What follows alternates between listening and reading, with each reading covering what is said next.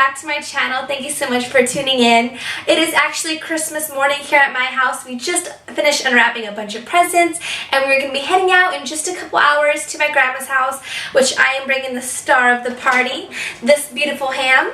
Well, this is, we'll do before and after shots. This is the before shot, before this beautiful ham gets coated with the glaze and the pineapple, and it still looks nice, but you'll see it and it's going to be 10 times better in the end. This is a spiral sliced ham. You can do the regular ham if you want. I would just suggest that you create some type of lines in it, maybe some squares, lines going one diagonal way, then coming through the other way, just about a ½ inch deep, so the glaze that you're going to be putting on it really seeps into the ham and it gets all the good flavor on the inside of the ham.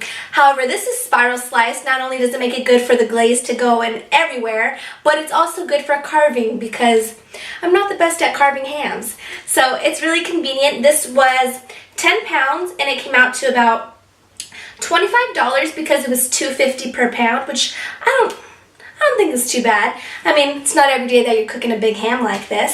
So it's going to feed a lot of people and it's really easy to make. So what you're going to be needing is, oh, by the way, I'm going to be making a lot of glaze. Not only to be coating the ham one time, but I'm going to be pouring a little bit more of the glaze every 10 minutes after the ham has been cooking for an hour and 10 minutes. So I need kind of a lot of it to just keep pouring on it. So whatever melts off, I'm pouring back on, so it's really getting a thick glaze. So you're going to be wanting 2 bottles of some honey, any kind of honey, organic honey, or just the regular little berry like this. 2 cups of regular brown sugar, and some Dijon mustard. I like using the Dijon because this ham is really salty on its own, so I'm adding honey and brown sugar and pineapple to make it a little bit sweet. So to balance the sweetness and the saltiness, it needs a little bit of a savory taste, and that's where you just have 2 tablespoons of the Dijon mustard. Perfect balance. And you're also going to be needing ground up cloves. Ground cloves, or just regular cloves, are a star when cooking ham. It's just a classic way to cook it, and usually you can put the actual cloves inside of your ham, but I don't really want to chew on those on accident. You take them out at the end, but you might miss one, so instead you just put ground up cloves into your glaze. It gets the flavor infused all over your ham and no chewy texture. So that's good. And you're also going to be wanting dull pineapples. I get the sliced up ones. I think that it works a little bit better than the cubed or the crushed ones. And I get it in the syrup because I do use some of the syrup to put inside of the glaze. You can do the juice, but the syrup's a little bit sweeter and a little bit thicker, which I want for my glaze. So that's why I get it in the syrup. And that's it. When you do buy a ham, it does come with its own type of glaze that you could put on it with some of the ingredients that I have right here, like brown sugar, water, caramel color, but you want to make it from scratch, and I think it's honestly better, and it's more richer in the flavor, and it's just, you could say, hey, I made my own glaze, it's completely homemade, and that's pretty impressive. So, and it's not that hard, and I'll show you how to do it. Right now I have my oven, it's been preheating at 325, so I'm just gonna unwrap this big old ham and put it face side down, and we're gonna be cooking that with some foil over it for an hour and 10 minutes. So I have my ham in my tin here. You can use any baking dish that you want.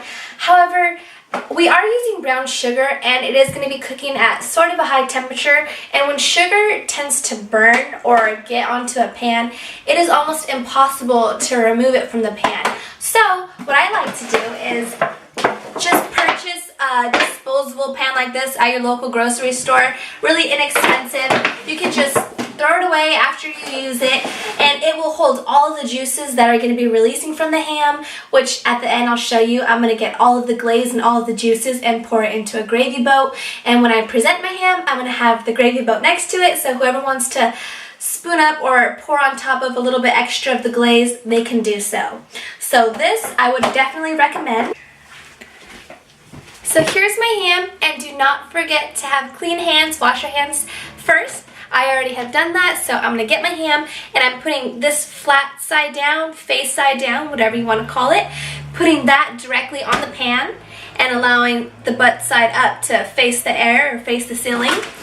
And I'm going to get some foil. And I'm just going to loosely cover it, half right there.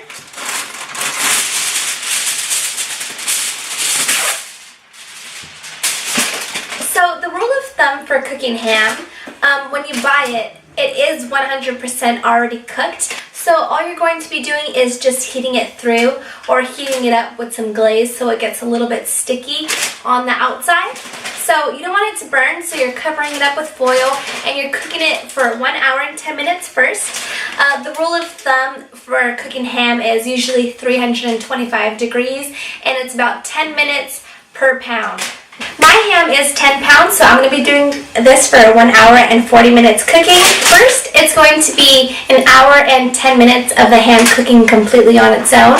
Then I'm going to remove the foil and pour on some of my glaze and put on the pineapples and put it in there. And every 10 minutes, I'm going to take it out, pour a little bit more glaze on top, or you can get a spoon and just reapply it on top of your ham until the rest of the cooking time has been finished. Okay, so I'm going to put this in my oven and I'll see you in 1 hour and 10 minutes. Okay, so my hour and 10 minutes is almost up. I have about 15 more minutes left before I apply the glaze, and now I'm going to show you how to make it. Okay, so since I'm making a lot of glaze, we're going to be needing lots of honey. We're going to be needing 1.5 cups. This is a 12-ounce bottle of honey. This equals to 1 cup. So I'm going to be using 1 full bear and half of another bear. So we're just going to unscrew this. Use the whole thing.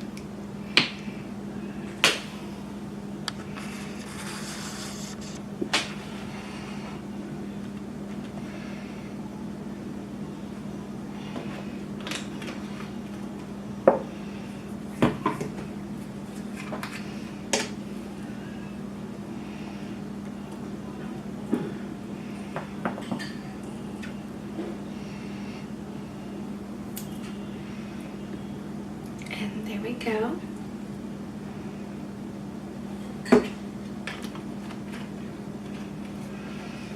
Okay. We're going to be using 2 cups of brown sugar. I already measured them out in a separate cup measurement and I transfer them into here. When you are grabbing the brown sugar, you don't want to loosely fill up your dry measuring cup. What I like to do is I get as much brown sugar as I can, I pack it down, and I go for some more. So it's 2 firmly packed brown sugar measurement cups. And you're going to be adding that in here. Whoa, it's kind of like moon sand. Then you're going to be getting your Dijon mustard. I'm going to be using 2 tablespoons of Dijon. A measuring spoon.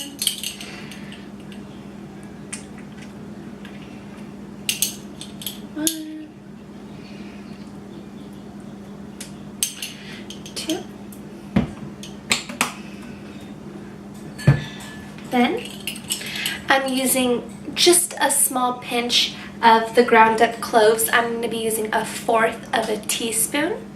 So I'll just get that. It has a very strong flavor, so a little goes a long way. Ah! You scared me!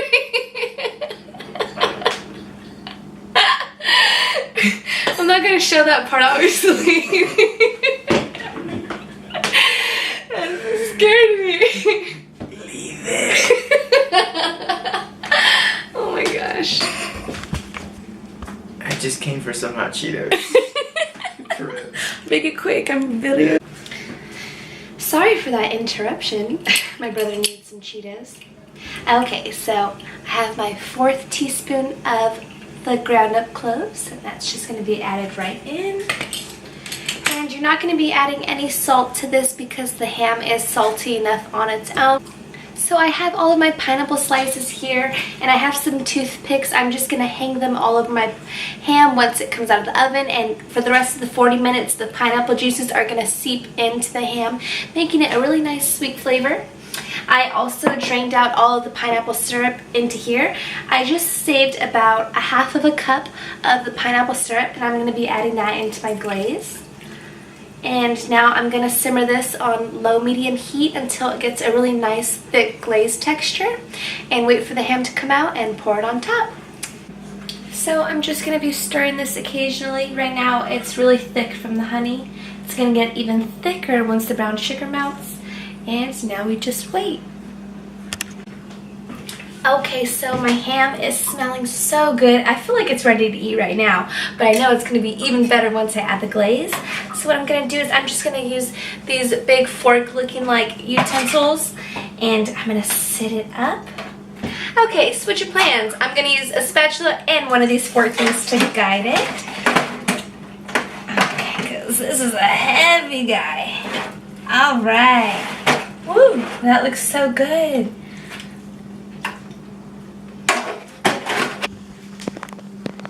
Okay, so with your fork, you're just gonna open up the layers of the ham and pour some of that thick glaze inside.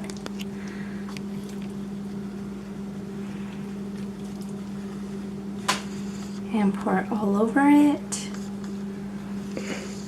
You're not gonna use up all your glaze because you're gonna repeat this step about 5 times every 10 minutes. And the glaze is gonna get thick and sticky in the oven. It's gonna taste really good.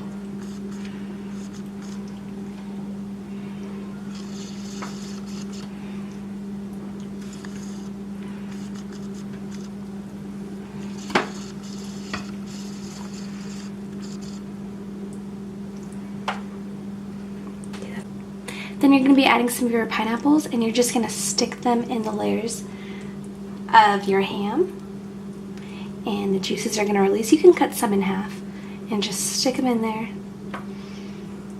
and all that sweetness is going to go right into your ham.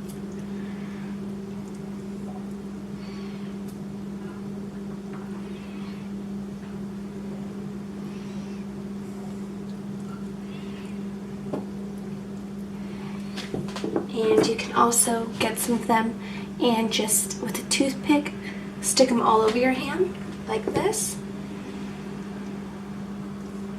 and they'll just hang there and the juices will still get into your ham. And you can put it on the front.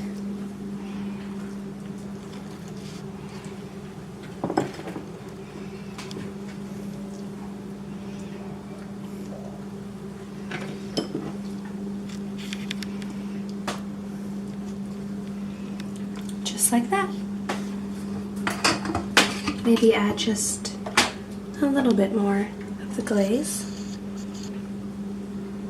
And you're gonna reapply the glaze every 10 minutes for 30 more minutes, and after 30 minutes it's gonna be done and ready to enjoy. Alrighty, so this is what the ham is going to look like when you're finished baking it.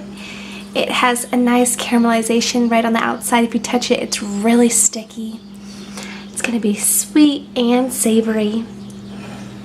And I took all of the glaze that was in the bottom of the pan and I moved it into a gravy boat, but I have some left over right here, and I'm just going to drizzle some more right on top.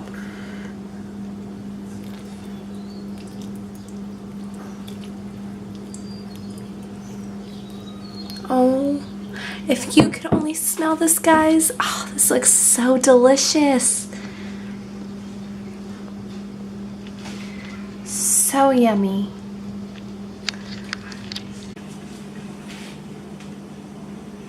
Is this not the most best looking ham you have ever seen? Oh, if you could only smell it in person, my whole house just smells wonderful, and it looks so sticky and caramelized to perfection. It looks even better in person, to be honest. My lighting's not capturing how great this looks, but let me tell you how great it tastes. Let's do a taste test. Oh, and also I just want to let you know, when carving it, since it is spiral cut, I wouldn't suggest slicing it big slice by big slice. I would cut it halfway down the middle, so that way it falls apart this way in half, and these slices fall to that half, so you have the perfect amount to serve per person. So I'm just going to set that down and take a little piece off.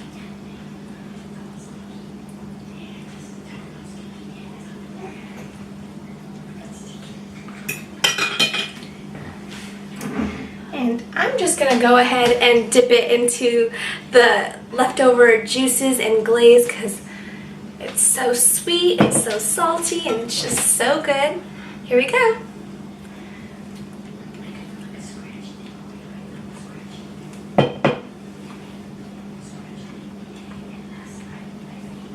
That is, oh my gosh, that is so good.